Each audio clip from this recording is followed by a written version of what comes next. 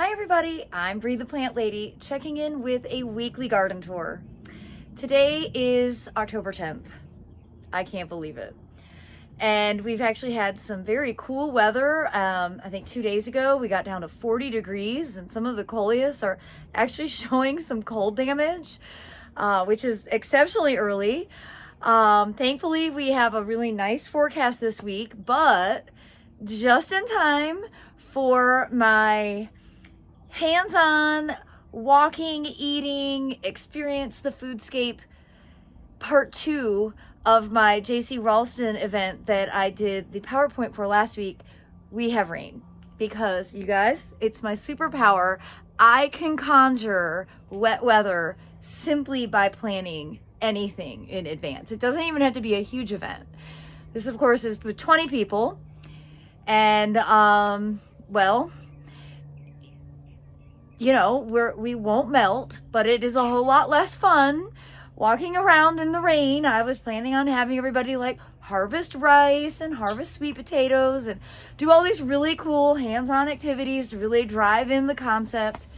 And, well, thanks, weather gods. You're consistent, or I'm consistent, I should say. Now, I'm also preparing to be gone for my big tour, and I probably haven't given y'all much information about this. This is our first international tour for the International Plant Propagators Society that my region, Southern region, is hosting since before the pandemic. So the last international tour was in 2019, and we're having the big comeback. We have filled an entire bus with people from all over the world, and we are taking 12 days to go from Washington, D.C. and ultimately land in Durham, North Carolina. We're hitting lots of places in between. It really is going to be incredible. I am on the planning committee, so I have a lot of responsibility, and I'm not really used to traveling in large groups. I also have this stupid problem with eating because of alpha-gal, so you know, there's a few complications to this trip for me personally.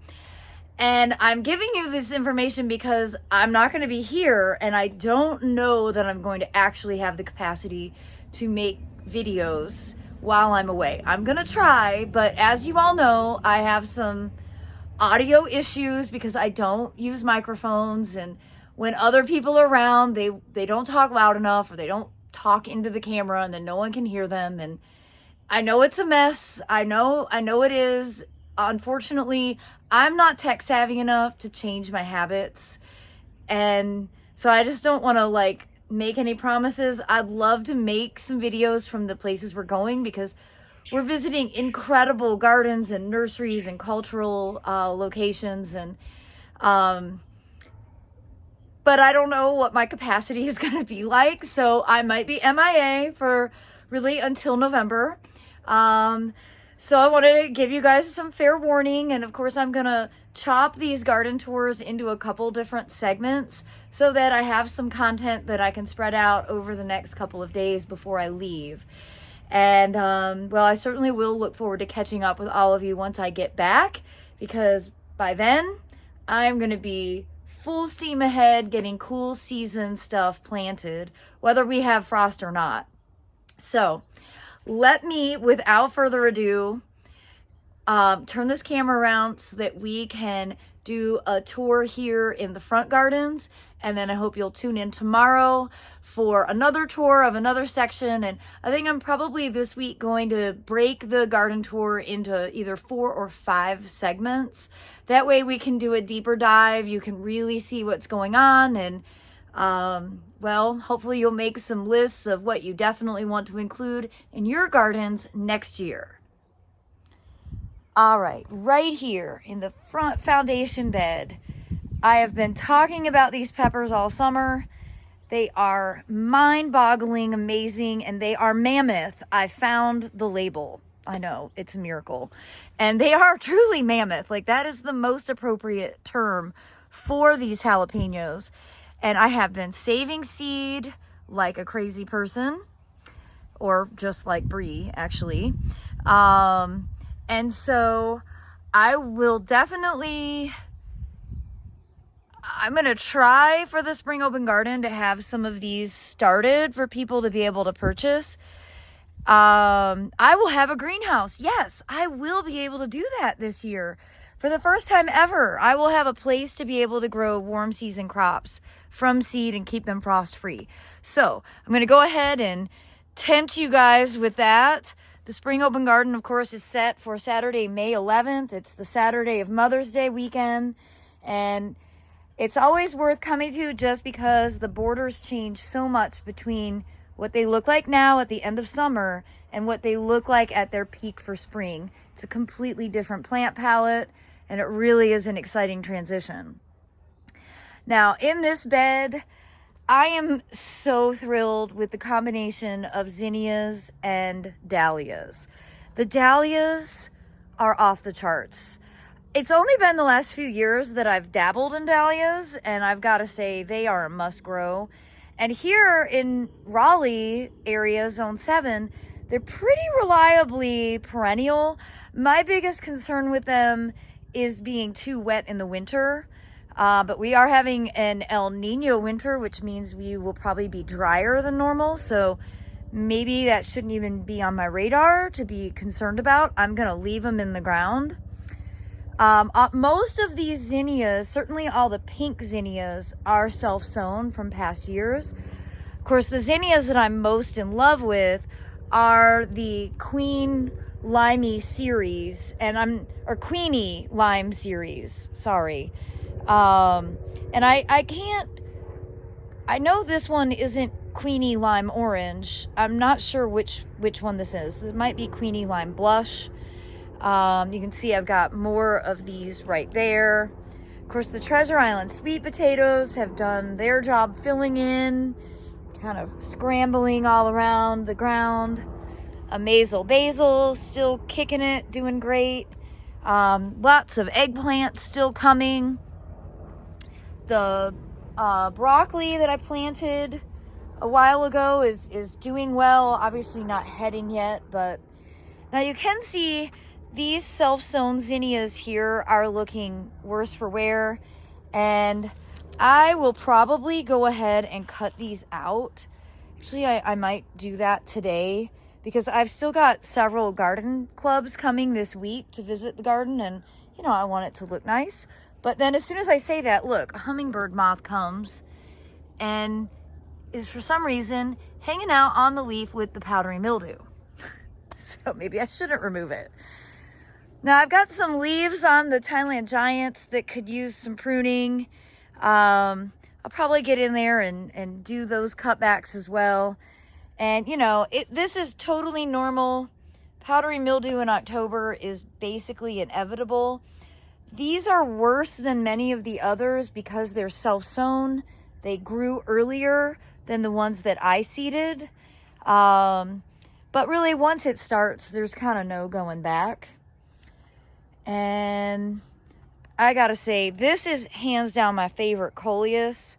And I don't remember the name off the top of my head, but I'm sure that I can find the information. It was from Proven Winners. I bought this from Johnson Nursery, and it is spectacular. And it really hasn't, only until now, been trying to bloom.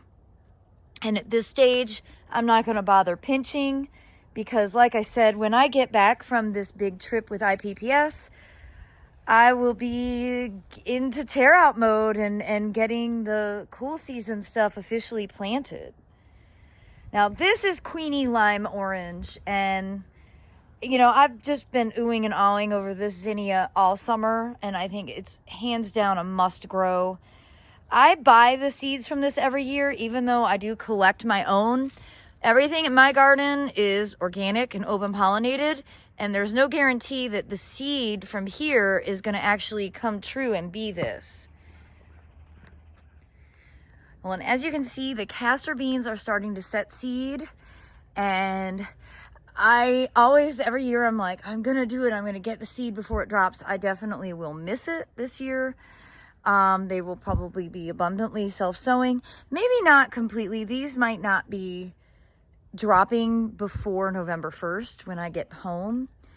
And I wanted to give you a roselle update. I parked really close over here. Lots of flowers. And I am pretty sure, I still need to do some more research, but see, I think this is the thing that you actually harvest. Get in there. There you go. That already bloomed, and that is what you harvest to make the tea from. So I'm definitely going to be doing that. Not until I get home in November. And I'm counting on not actually having frost between now and then. I mean, I am obviously not in the driver's seat with regard to weather. I continuously prove that. But usually here we don't get frost until closer to Thanksgiving. But, you know, we are coming into certainly within a month or 4 to 6 weeks of having a hard frost knock out all this tropical summer stuff. I know I've been saying it for like over a month, but I love the wave so much. I love it so deeply and so truly. This combination, especially where the cosmos filled in, I think it's so beautiful. I love cosmos, and I've never really done a good job of growing them in mass, and I definitely want to do this again and grow them more. I want to have more of them for sure. I love all the different colors. I really appreciate that this section over here always has self-sown zinnias. You know, it's just great for pollinator activity. I've been using the flowers for floating arrangements, and they're so pretty. And you can see how the Treasure Island sweet potatoes are just, you know, completely covering the entire ground plane. The deer are coming and munching every single day. It does not matter at this point. This is going to be a really, really fun thing to dig up. It'll be a bit complicated because these were really small cells that got planted, and it'll be a lot of digging to find the tubers. And I probably will leave some in the ground because they have also been pretty perennial for us. And I wouldn't mind that this display just kind of happened without me even having to do anything, at least with regard to the sweet potatoes coming back season after season. Look at how the sun shines through the Thailand giant leaves. And, you know, they are still blooming like crazy. I'm going to have a ton of seed. And maybe I'll grow it out in my greenhouse. I'll give some to my friends at NC State. Just wanted to show you Ava Grace over there. She caught a squirrel and ate a large portion of it.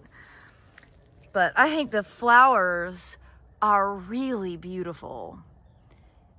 And I'm going to have a ton of seeds. So I'm going to make sure that I get it distributed to multiple places. That way if I fail, there's backups, because I really want to be able to have these plants available at the Spring Open Garden. So many people have expressed interest in growing them. And yeah, these are summer annuals, and you can grow them anywhere. They get big from good soil and lots of water, and that's why this one is so much bigger, because this one got double irrigation through the summertime. That's the trick. But, you know, I've had some people inquire, like, would these grow in Arkansas? Absolutely, these would grow in Arkansas. But remember, they're not perennial. So you just want to collect the seed, and that's basically how you start it every single year. Well, there's not a lot to see out here in this shrub border. You know, the phlox paniculata bright eyes are still blooming a little off and on. I've got massive fire ant mounds everywhere that I need to treat. The Lespedeza leucoiensis little volcano is blooming really nicely. And I really love this plant. I know I've said this in my last tour. I like keeping it smaller, and the way I do that is by cutting it to the ground each spring. Though it can be stem hardy, it would be double the size, and I like the scale of this. So I was mostly saying that to remind myself that this is a plant that I think is better to be utilized as a cutback perennial. Well, the spicy greens mix that I seeded really early just as a germination trial, you can see it's here. It's dry. It's starting to bulk up, especially the lettuce is starting to really bulk up. It's probably everything would do better if I would run a sprinkler. But don't worry, it's gonna rain on Saturday when I'm supposed to have 20 people here for a fun day of experimenting in the garden. Behind it is Carex cherokeensis, and you know, this was planted probably a year and a half ago, and here, you know, this is a really dry, full shade, you know, under a live oak. You can see there's more cherokeensis over there, and it's done great. You can see it's much greener here compared to out in the full sun at the Carolina Garden House. But, you know, someone was good to remind me as I was lamenting some of my choices that in a few years' time, those native borders are going to be giving shade to the ground plane. So, I don't need to beat myself up too much. Plants grow pretty fast. But I do really appreciate the texture and just the durability and the evergreen quality of this native Carex. I really would encourage everyone to include those in your landscapes. They're very low maintenance, and well, it's a lot of benefit to them. Well, I realize I've been a bit wordy on this first installation of Weekly Garden Tour, so I'm going to end it now, and I hope that you will tune in again for another section of the garden now that we're in the middle of October. And like I said, I'm going to be gone for a few weeks, so you know, I'll definitely give you all updates when I return in early November. And as always, I appreciate your interest and your support and for tuning in and watching these videos. Thanks so much, everybody, and happy gardening.